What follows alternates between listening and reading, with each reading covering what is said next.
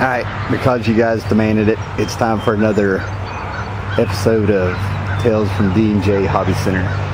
Let's go inside and see who's here.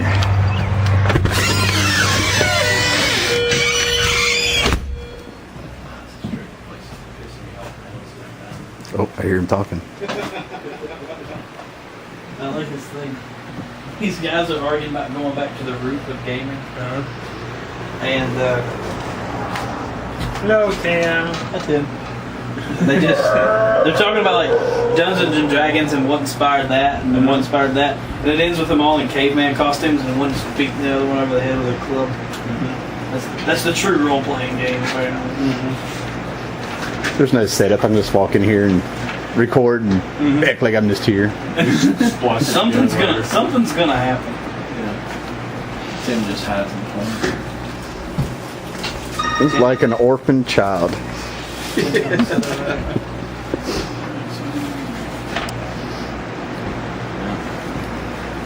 New comic book day? New comic book day? Yeah, new comic book day. Had a lot of good stuff come in. Diamond's ready to order as usual. But, no. Superman, Batman comics sold out. Always gets me with the art style in there with Lee and how he likes using fog in the background of everything. Like he'll have like a central, really dangerous piece of playground equipment that all the kids will be around. And you look at the children and it looks like they're in their 40s or 50s in their faces and these little slit eyes, little gray. Yeah, he definitely lives like in J. Lee world. So, yeah. This is how he sees everything. Dramatic fog. Dramatic Keep fog. expecting to see Humphrey Bogart show up. Just heinously nearsighted. Oh, yeah. But, yeah, the book went quick. I was happy to see the new Godzilla book. Judge Dredd, Next on Man of War. But, yeah. For the most part, you know, they didn't screw up everything. They used the packing material. I didn't pack my box full of porn, but, yeah, you got it for the most part. Depending on who you ask. It's not entirely bad. If you don't mind furry porn, then no. You let Johnny come in here with some furry porn and see what he's got to say. Johnny's furry anyway. Sasquatch. Johnny doesn't even have to put on the costume. Johnny just goes in and does as he pleases. Doesn't even have to make up noises. Nope. Not at all. He doesn't have a muzzle, so he has to have a helmet. He does. I mean, you've ever seen him eat cake? He eats cake like he's got a muzzle. Don't just hide there in the back, Tim. I'm going to. No, you're not. Yes, I am. Don't fall through the floor back there either. That's kind of a weak spot in the shop. The shop's a key. I never noticed how funny it looks, but you're back in the corner looking all innocent and somebody's, fucked up the table. Team, I don't even know what Keith said this time. No, I'm not DOS Chef versus. Dude, he's got that new smartphone. He gets off on it. It's just It's like, what's the chef's name from the Muppets? It's like texting him. That's the Swedish chef. Yeah, the Swedish chef. It's like texting the Swedish chef. I'm so glad y'all did that.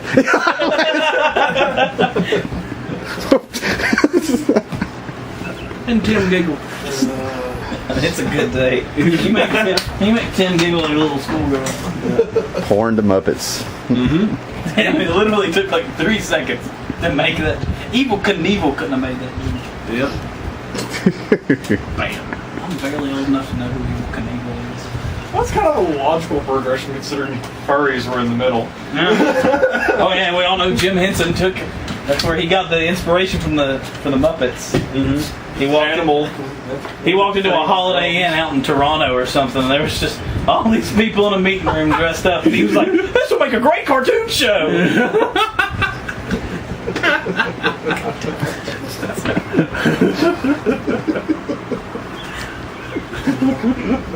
Took 4 minutes, but they got you.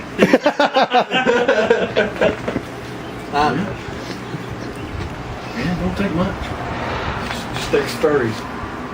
Well, Tim was here for that. Tim was here for the skunk. Wait, what? Yeah, one day I get in this usual Diamond box of comics, and of course they've screwed it up. Anyway, Tim's here, I think Brian was too. And go over, open up the box. It's always cool. Open it up, pull back the lid, look down, and there's furry porn of skunks performing witchcraft on farm animals. So I closed the box back up. Called my Diamonds representative. That was an interesting talk with my Diamonds rep, because they swore up and down they didn't carry those books. I said, then they got in here somehow. Alright, first of all, Diamonds is the only only shipping company for comic books in the world. Yeah. They have to touch skunk porn at some time. Yeah. No, we've never. They've got a whole warehouse That was devoted to it. That was interesting having to dig through that in order to find our book. You know, last week I did a video where, like, in the title it had Galactopus, which is like a real character, and now this week I get to put skunk porn in the title, and I'm gonna be like, what kind of channel is this? You are gonna piss off so many furries. Yeah! It's assholes talking. I can handle the furries being mad, just don't bring the bronies out after me. So, There's more of them than there are. Tim laughed. We've got a couple of brothers. Tyler has. Then you got the furry bronies. Because now you've pissed off the bronies too. Dude, I hope that's not a thing. Like, of all the things I've seen in my life. You go walking back into that hotel. I love Toronto. You're retracing Jim Henson's steps. Yeah, you go in there and it's just people dressed up as your favorite My Little Ponies. Yeah. Just and then you're like, Dash, what are you doing? No! And your luck is the door just closes behind you. I hear from the depths of the room, yes, give into your head. No! This guy in a polar bear costume just holding the door shut. He's, no! Finally opens it, never mind. Never mind. It sounds like it sounds like too close to real life. It's like that crash. Yeah, I'm sitting here like, you guys are real convincing here. Oh, it don't take much. Had the hobby shop. You had the hobby show on Saturday. Mm-hmm. How'd it go? Oh, it went great. We had Just make a series out of it. The back room of the hobby shop. It's called Tales of the D&J Hobby Shop. I mean, Daryl's got fans. Yeah. It's been a long time since we've done one of these, and I never have a month go by where somebody's like, when are you going to do another one? Yeah. I swear. Yeah, the show was great. Had a really good turnout. A lot of great kits and displays.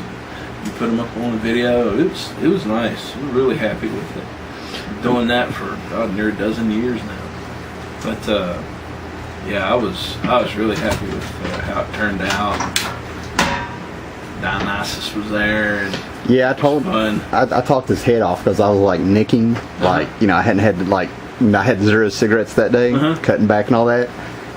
I work with kids, and then he's like, nice shirt, man. You know, that's all he had to say. I turned the camera off and I talked his head off. I'm like, I got this YouTube video, man. We can push your book and your band. Oh, yeah. I ain't heard from him. So, yeah. He's probably getting together an entire promotional package. He said he's up for it, but I saved him. I didn't put him on there. I want everybody to see the mustache at the same time. I want to be able to... Yeah. You can be there. You're his friend. So. Yeah. You two can be hairy together. That's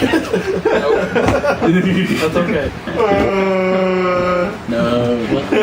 We'll invite Johnny, put all 3 of you in a room in a hotel in Toronto, and now we're back to furries again.